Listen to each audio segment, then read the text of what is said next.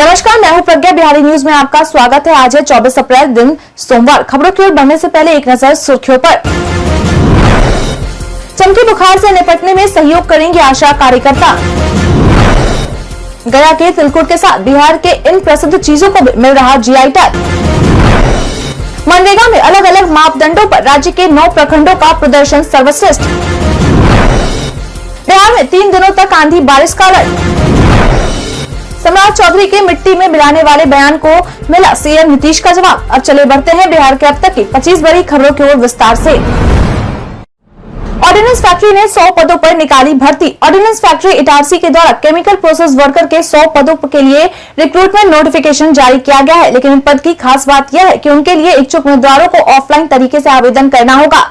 बता दें कि आवेदन करने के लिए चाहे एप्लीकेशन फॉर्म डाउनलोड करना हो या नोटिस के माध्यम से डिटेल की जानकारी पाना हो, उसके लिए उम्मीदवारों को munitiionsindia.co.in पर जाना होगा। वहीं इसके लिए आवेदन करने की अंतिम तारीख 5 मई 2023 तक निर्धारित की गई है। आपकी जानकारी के लिए बता दें कि आपको जिस एड्रेस पर अपना एप्लीकेशन को भेजना है वह general manager, ordnance factory Itarsi, जिला नर्मदापुरम, मध्य प्रदेश 461122 है। अन्य जानकारी के लिए आप वेबसाइट पर जा सकते हैं। चमकी बुखार से निपटने में सहयोग करेंगे आशा कार्यकर्ता। राज्य में एक बार फिर से चमकी बुखार ने अपना असर दिखाना शुरू कर दिया है, इसलिए अब चमकी बुखार से निपटने में 38,000 से अधिक आशा कार्यकर्ता मदद करेंगी, जिन्हें राज्य के 12 प्रभावित जिलों में चिन्हित कर लिया गया है। बता दें कि विभाग की ओर से इन सभी आशा कार्यकर्ताओं को 20-20 ORS पैकेट और 3-3 पैरासीटामोल सिरप देने को निर्देश दिया गया है। बता दें कि जिन 12 जिलों के लिए आशा कार्यकर्ताओं को चयनित किया गया है उनमें बिहार की राजधानी पटना, गोपालगंज, सारण, सिवान, दरभंगा, समस्तीपुर, पूर्वी चंपारण, पश्चिमी चंपारण, मुजफ्फरपुर, शिवहर, सीतामढ़ी और वैशाली शामिल हैं। बिहारी पहचान में आज हम बात करेंगे आलोक नाथ के बारे में। आलोक नाथ एक भारतीय अभिनेता हैं जो हिंदी सिनेमा और टेलीविजन में अपने काम के लिए जाने जाते हैं। उन्होंने सर रिचर्ड एटनबरो द्वारा निर्देशित 1982 की अंग्रेजी फिल्म गांधी के साथ अपनी फिल्म की शुरुआत की।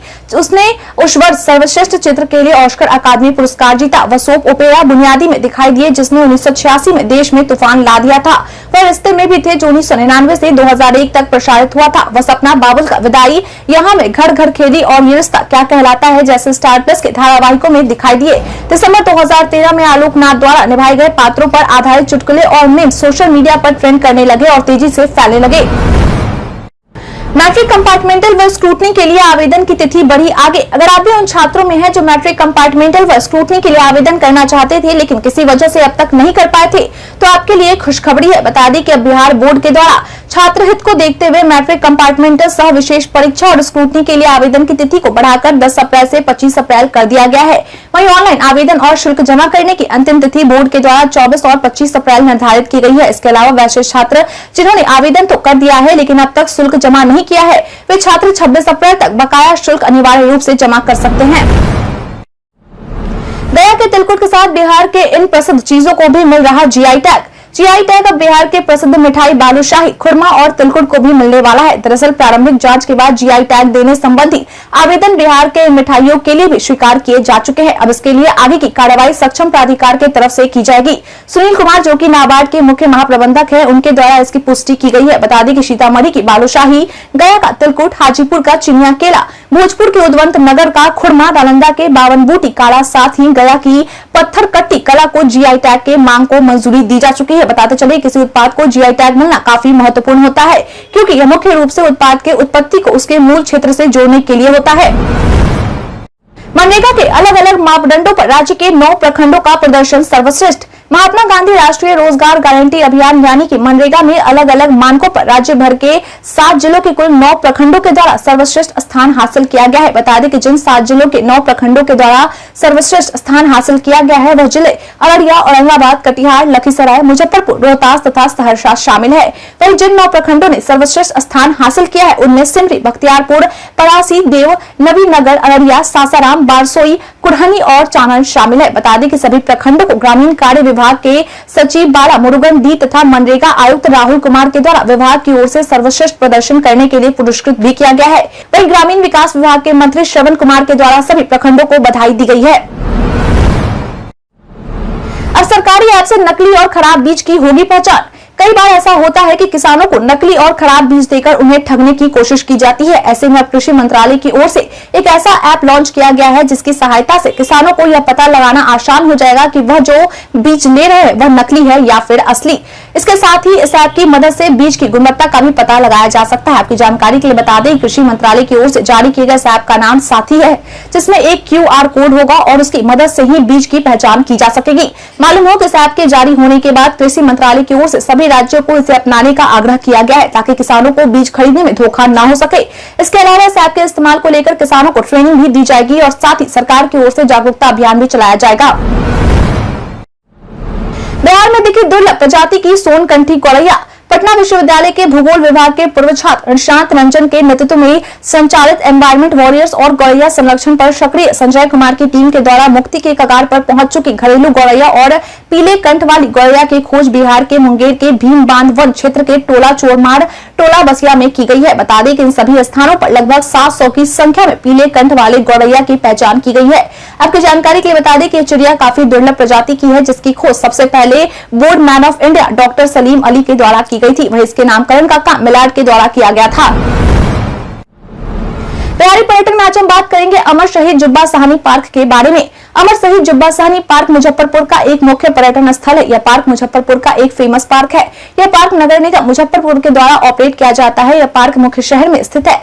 इस पार्क में आपको चारों तरफ रंग बिरंगे फूलों वाले पौधे देखने के लिए मिलते हैं जो पार्क की खूबसूरती को बढ़ाते हैं। इसके अलावा यहाँ पर बहुत सारे झूले भी लगे हुए हैं जहाँ पर आप एंजॉय कर सकते हैं। इस पार्क में आपको फव्वारा देखने के लिए मिलता है जो बहुत सुंदर है।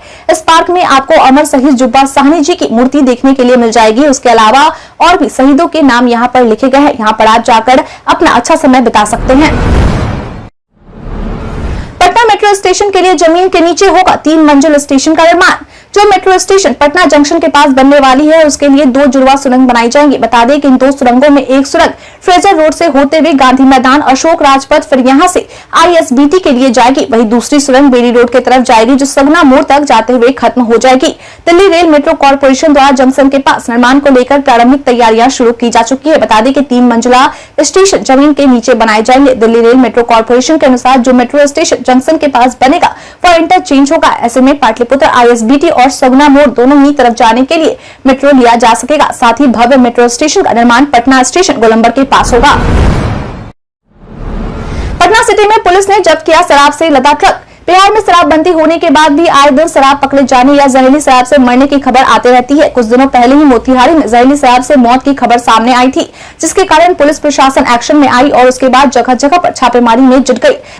अब इसी कड़ी में एक और मामला पटना सिटी के बाईपास थाना क्षेत्र के कसेरा धर्म कांटा इलाके से सामने आया है। दरअसल इस जगह पर जूट के बोरा से लदे ट्रक की तलाशी ली गई। तलाशी के समय इस ट्रक से 3000 लीटर अंग्रेजी शराब जब्त किया गया। साथ ही ट्रक ड्राइवर की गिरफ्तारी की गई। पुलिस की तरफ से जानकारी मिली है कि ट्रक पश्चिम बंगाल का है और ड्राइवर राजस्थान का रहने वाला है। बिहार के बेगूसराय में इस दिन आयोजित होगा रोजगार मेला। 26 अप्रैल को बिहार के बेगूसराय में रोजगार कैंप का आयोजन श्रम विभाग के पहल पर आयोजित किया जाने वाला है। बता दें कि इसका आयोजन शिक्षित बेरोजगार युवाओं को रोजगार मुहैया कराने की दिशा में होने वाला है। मिली जानकारी के अनुसार यह आयोजन 1 दिवसीय होगा जो कि सुबह 10 बजे से शाम 4 बजे तक जिले के ITI मैदान में आयोजित किया जाएगा, जहाँ 8वीं 10वीं 12वीं के साथ साथ ITI डिप्लोमा और ग्रेजुएट युवाओं को 250 सीटों पर नौकरी मिलेगी।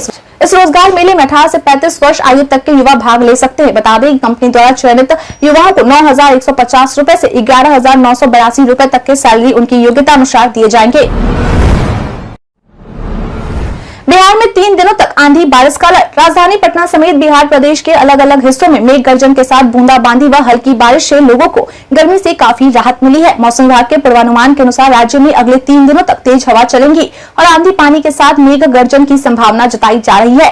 वहीं आसमान में बादल छाए रहेंगे और कुछ इलाकों में ओलावृष्टि का भी अलर्ट जारी किया गया है। हालांकि 3 दिनों के बाद प्रदेश के अधिकतम तापमान में वृद्धि होगी। बता दें कि मौसम विभाग के अनुसार पटना समेत प्रदेश के 30 जिलों में आंधी पानी के साथ 30 से 40 किलोमीटर प्रति घंटा हवा की गति बने रहने के आसार है।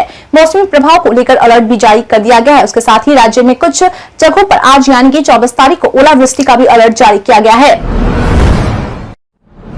प्रधानाध्यापकों के रिक्त पदों पदों की मांगी जानकारी। राज्य के सभी उच्च माध्यमिक विद्यालयों में प्रधानाध्यापकों की कमी को पूरा किया जा सके, इसके लिए शिक्षा विभाग के अपर मुख्य सचिव दीपक कुमार सिंह के द्वारा सभी क्षेत्रीय शिक्षा उपनिदेशक, सभी जिला शिक्षा पदाधिकारी व सभी जिला कार्यक्रम पदाधिकारियों के साथ उच्च स्तरीय बैठक कर प्रधानाध्यापकों के रिक्त पदों की जानकारी की मांग की गई है। इसके साथ ही प्रधानाध्यापकों के शेष रिक्त पदों के लिए क्षेत्रीय उच्च शिक्षा निदेशकों के स्तर से रोस्टर क्लियरेंस करने का भी निर्देश दिया गया है, ताकि इसके बाद नियुक्ति की प्रक्रिया की शुरुआत की जाए। आपकी जानकारी के लिए बता दें कि सरकार के द्वारा विद्यालयों में प्रधान अध्यापकों की नियुक्ति को लेकर अगले 6 महीने का लक्ष्य निर्धारित किया गया है। वीर कुंवर सिंह के विजयोत्सव पर राजकीय समारोह का हुआ आयोजन। बीते दिन यानी कि शनिवार को बिहार के लाल और पहले स्वतंत्रता संग्राम के हीरो और 81 साल के रणबांकुरा बाबू वीर कुंवर सिंह की पुण्यतिथि थी। ऐसे में उनके इस विजयोत्सव के अवसर पर बीते दिन बिहार की राजधानी पटना में स्थित वीर कुंवर सिंह आजादी पार्क में राजकीय समारोह का आयोजन किया गया था, जिसमें बिहार के राज्यपाल राजेंद्र विश्वनाथ आलेकर, बिहार के मुख्यमंत्री नीतीश कुमार के द्वारा उनके अश्वारोही प्रतिमा पर माल्यार्पण कर उन्हें भावपूर्ण श्रद्धांजलि दी गई। बता दें कि इस अवसर पर बिहार के उप मुख्यमंत्री तेजस्वी यादव, वित्त, वाणिज्य, कर एवं संसदीय कार्य मंत्री विजय कुमार चौधरी समेत अन्य राजनीतिक एवं सामाजिक कार्यकर्ताओं के द्वारा भी वीर कुंवर सिंह की प्रतिमा पर माल्यार्पण कर श्रद्धांजलि दी गई। वहीं इस अवसर पर सूचना एवं जनसंपर्क विभाग के कलाकारों द्वारा आरती, पूजन, भजन कीर्तन, बिहार गीत और देशभक्ति गीतों का कार्यक्रम प्रस्तुत किया गया। इसके बाद मुख्यमंत्री के द्वारा सहकारी भूमि विकास बैंक समिति परिसर में बाबू वीर कुंवर सिंह की नवनिर्मित प्रतिमा का अनावरण किया गया। इस अवसर पर विजय कुमार सिंह के द्वारा मुख्यमंत्री को पगड़ी, अंगवस्त्र व फूलों की माला पहनाकर तथा तलवार एवं प्रतीक चिन्ह भेंट कर स्वागत किया गया। भाजपा नेता ने नीतीश को सीएम योगी से सीख लेने की कही बात। बिहार में इन दिनों सियासी तापमान चढ़ता ही जा रहा है। बता दें कि मुख्यमंत्री नीतीश कुमार पर अब भाजपा के पूर्व प्रदेश अध्यक्ष संजय जायसवाल द्वारा निशाना साधा गया है। दरअसल उन्होंने योगी मॉडल की बात करते हुए मुख्यमंत्री नीतीश कुमार को अपराध पर लगाम लगाने को कहा है। साथ ही कहा है कि नीतीश कुमार को योगी सरकार से सीख लेने की जरूरत है। बिहार के हर शहर में अपराध की घटना होने और बढ़ने की बात भी उन्होंने कही है। अपनी बातों को आगे बढ़ाते हुए कहा कि बिहार के पड़ोसी राज्य में अपराधियों को सजा मिल रही है, इसलिए नीतीश कुमार को योगी आदित्यनाथ से सबक लेनी चाहिए। सम्राट चौधरी की मिट्टी में मिलाने वाले बयान को मिला सीएम नीतीश का जवाब। बिहार बीजेपी के प्रदेश अध्यक्ष और विरोधी दल के नेता सम्राट चौधरी के द्वारा पटना में आयोजित भामाशाह जयंती समारोह के दौरान यह ऐलान किया गया था कि वे सीएम नीतीश कुमार के राजनीतिक जीवन को मिट्टी में मिला देंगे।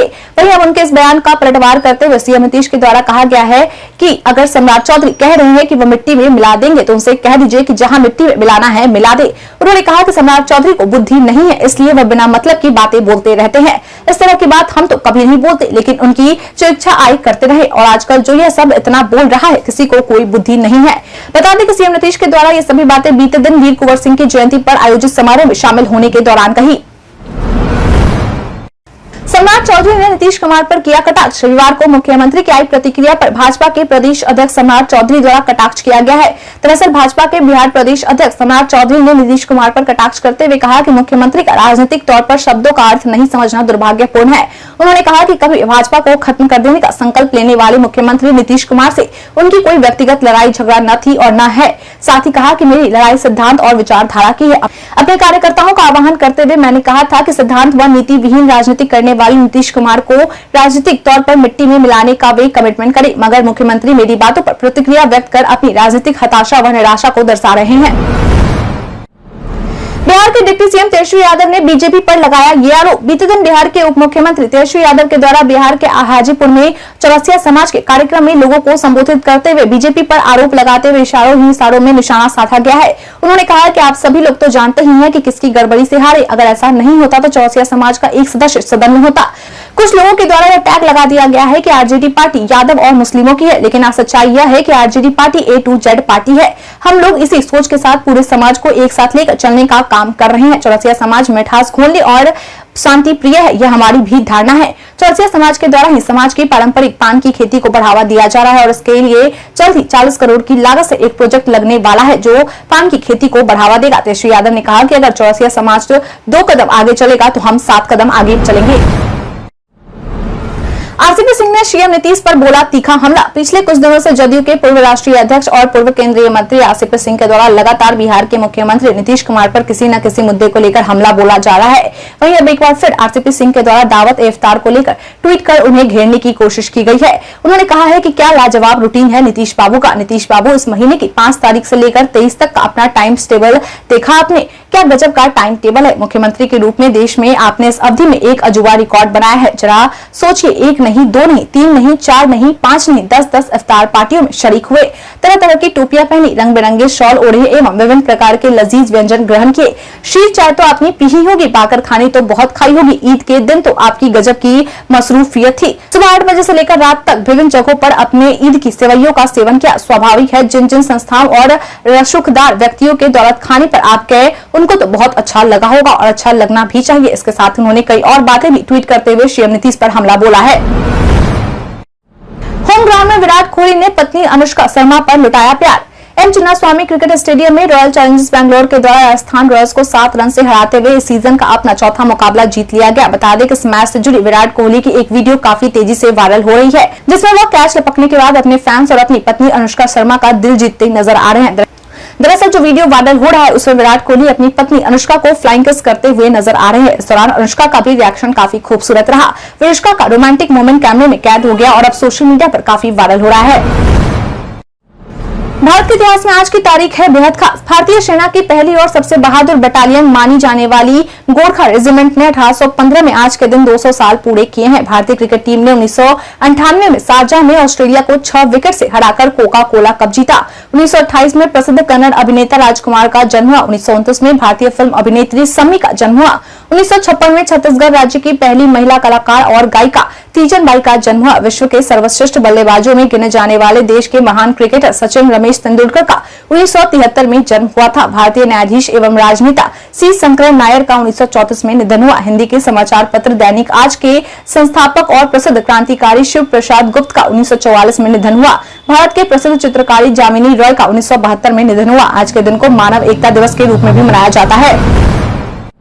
बालका में आज हम बात करेंगे कर्मचारी चयन आयोग के बारे में। सोशल मीडिया पर कई सूचनाएं वायरल होती है, लेकिन सभी सच हो ये जरूरी नहीं है। इसी कड़ी में आज हम बात करेंगे कर्मचारी चयन आयोग के बारे में। दरअसल पीआईबी ने अपने ट्वीट में लिखा है कि एक ट्विटर खाता @SSC ऑफिसर कर्मचारी चयन आयोग SSC के आधिकारिक ट्विटर हैंडल होने का दावा कर रहा है। पीआईबी ने अपने ट्वीट में आगे लिखा है कि अकाउंट फर्जी है, यह SSC का ट्विटर अकाउंट नहीं है। अधिक जानकारी के लिए SSC की आधिकारिक वेबसाइट ssc.nic.in पर जाएं।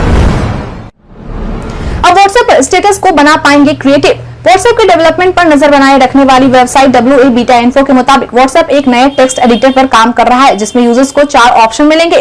फिलहाल ये फीचर कुछ बीटा टेस्टर्स के लिए एंड्रॉइड और iOS पर जारी किए गए हैं। नए फीचर के तौर पर लोगों को टेक्स्ट फॉन्ट को बदलने की सुविधा, text alignment, text background colour change और नए टेक्स्ट फॉन्ट को चुनने का ऑप्शन मिलेगा। टेक्स्ट फॉन्ट को बदलने के लिए आपको कई फॉन्ट्स दिखेंगे। साथ ही आप एक फॉन्ट को चुनने के बाद उसे अलग अलग तरह से सेट भी कर पाएंगे। इसके अलावा आप टेक्स्ट के बैकग्राउंड कलर को भी इंस्टा की तरह बदल पाएंगे। फिलहाल ये फीचर डेवलपिंग स्टेज में है, जो आने वाले समय में लोगों के लिए जारी किए जाएंगे, जिसके बाद आप व्हाट्सएप पर स्टेटस को क्रिएटिव बना पाएंगे। प्रियंका चोपड़ा ने अपने ट्विटर ब्लू टिक वापस आने पर बोला ये। बॉलीवुड के साथ हॉलीवुड में भी अपना धमाल मचाने वाली प्रियंका चोपड़ा का भी सभी नेताओं अभिनेताओं की तरह ट्विटर का ब्लू टिक गायब हो गया था। लेकिन अब बता दें कि अब प्रियंका चोपड़ा का ब्लू टिक वापस आ गया है, जिसको लेकर अब उन्होंने एक ट्वीट भी शेयर किया है। प्रियंका ने अपनी ट्वीट में लिखा, वो मुझे नहीं पता था, लेकिन मेरा ब्लू टिक वापस आ गया, मैं वापस प्रियंका बन गई। आपकी जानकारी के लिए बता दें कि प्रियंका चोपड़ा के द्वारा किया गया यह ट्वीट सोशल मीडिया पर काफी तेजी से वायरल हो रहा है। वहीं कुछ यूजर्स उन्हें ब्लू टिक वापस आने को लेकर बधाई दे रहे हैं। वहीं दूसरी कुछ यूजर का यह सवाल है कि आखिर बिना ट्विटर ब्लू सब्सक्राइब के कैसे उनका ब्लू टिक वापस आ गया। इसके अलावा कुछ ने यह भी लिखा है कि प्रियंका ने ट्विटर ब्लू लिया, लेकिन